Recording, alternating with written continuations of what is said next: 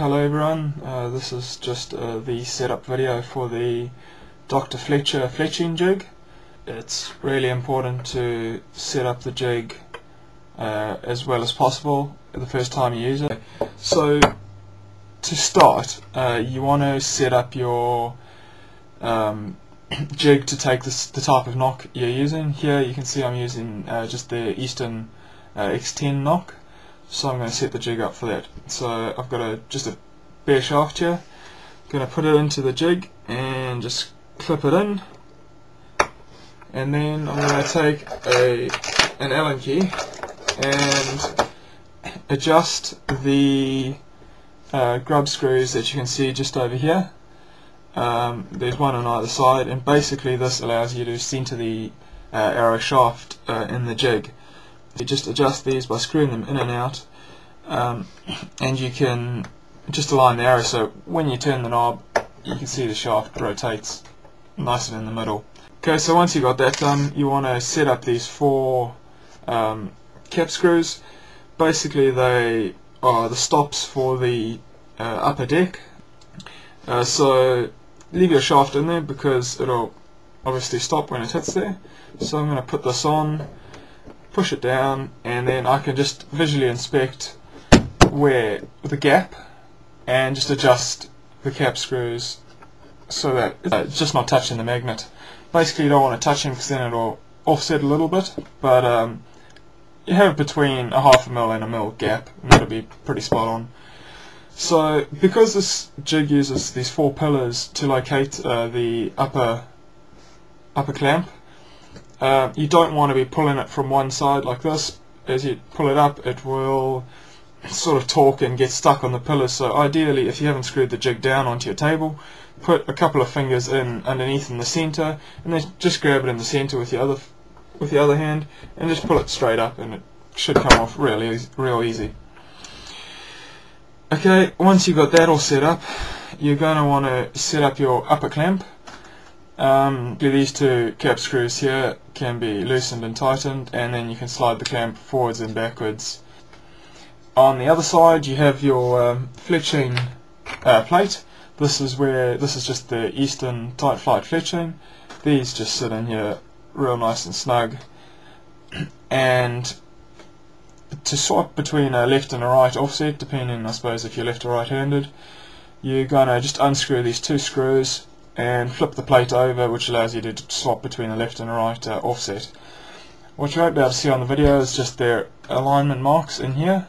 The fletching plate and the base both have these alignment marks so that you can get the fletching offset symmetrical about your center of your arrow. Okay, so now that you've got the jig up, I'm going to fletch an arrow.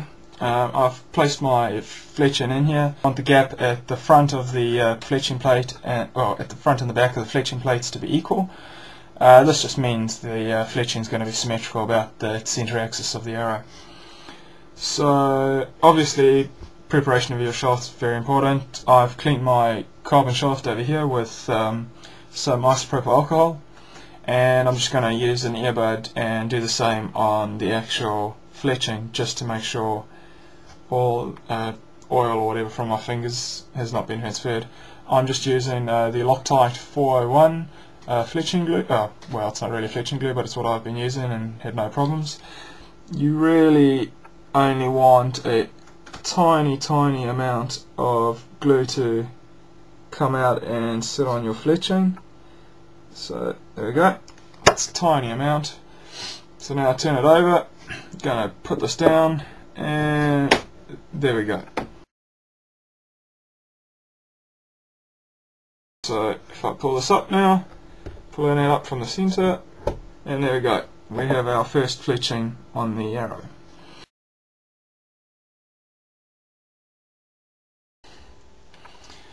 Okay, so I've fletched this arrow up. I've put as much offset as possible on this, 1.5 degrees. It's quite a lot of offset. You won't be able to see it from the video, but basically there's no fletching. The corners of the fletching really aren't lifting up at all. It's stuck down really nicely. So now what you'd normally do is just adjust your knock a little bit, just so you make sure you're not going to hit your launcher if you're not using a dropway or whatever, which is really annoying having to do that to all your arrows after you've just refletched. So what you can do now with this jig is put it back in the jig once it's all dried and it's set nicely. Push this upper jig on again. Your fletching wouldn't align nicely, so what you want to do is at the back of the jig, just under these three grub screws that hold the springs in, this is going to allow you to adjust the jig for the knock. So basically the last one you want to adjust is this one here, which undoes the handle. So yep, so just be careful because there's springs and ball bearings in here. And basically once that's off, you can rotate your arrow nice and freely. So we're going to just put this upper clamp back down, just make sure not to crush the fletching. So yep, there we go. So now that's located the shaft knock receiver just exactly how I want it once I've fletched all my arrows. So now, making sure there's still the ball bearings in there, I'm going to put this receiver back on and just make sure that it's all nicely lined up with its holes. You can feel if you just put one of these springs and screws back in, just really lightly, you'll be able to feel where it wants to sit inside its hole. So now, once I've done that, just tighten this back up and put the remaining grub screws back in with their springs, just to put a load back onto all the other receivers. So now what's happened is you've adjusted your knock receiver, so every time you refletch an arrow, it's going to fletch them exactly the same way. And that's basically the Dr. Fletcher fletching jig. Hope you've managed to set up your jig properly and you're happy with it.